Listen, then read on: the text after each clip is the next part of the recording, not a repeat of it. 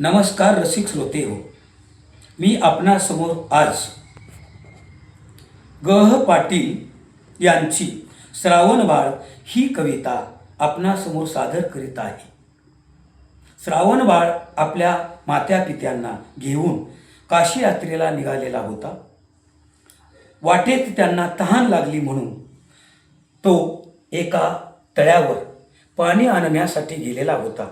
आणि मग या श्रावणबाळाला दशरथ राजाचा चुकून बाण लागला आणि तिथे श्रावणाच्या उरात तो बाण रुतून बसला. त्यावेळी श्रावणबाळ आणि राजा दशरथाचे झालेले संभाषण करुण रसामध्ये मी आपणासमोर या कवितेच्या माध्यमातून सादर करत आहे. शर आला तो धावूनी आला काळ, विवळला श्रावण बाळ. हा आई गे दीर्घ फोडूनी हाक, तो पडला जाऊन झोक. ए राजाच्या श्रवणी करुणा वाणी, हृदयाचे झाले पाणी. त्या ब्राह्मण पुत्रा बघुनी, शोकाकुल झाला रुमणी. आसवे आणुनी नयनी, तो वदला हा अंत तुझ्या नाशाला. मी कारण झालो बाळा, मग कळवळुनी नृपास बोले बाळ. कशी तुम्ही साधिली वेळ, मम म्हातारे माय बाप तानेले.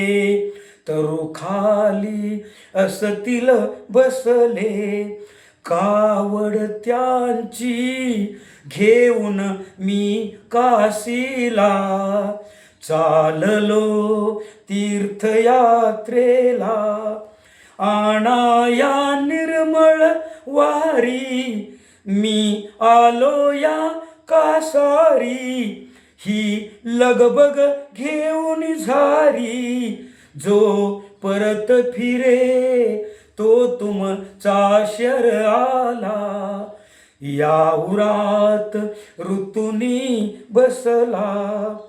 मी एकुलता पुत्र कसा घाला, ममवरी अवचित आला. त्या वृद्धपणी मीच एक आधार, सेवेस आता मुकणार.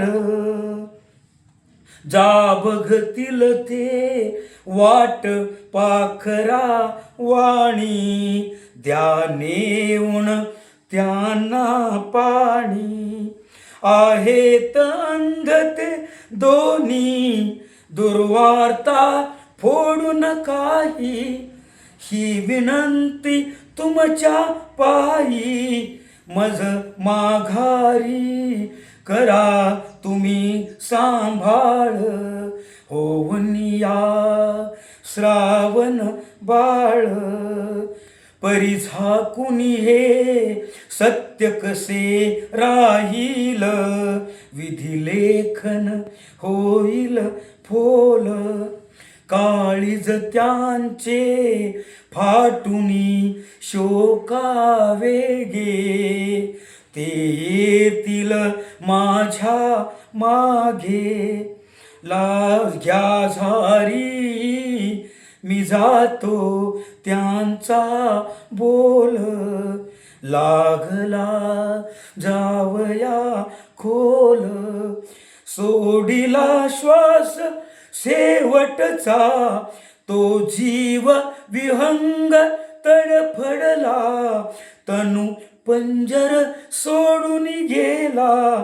दशरथ राजा रडला ढाई ढाई, अडखळला ठाई ठाई शर आला तो धावूनी आला काळ विवळला श्रावण बाळ विवळला श्रावण बाळ विवळला श्रावण बाळ.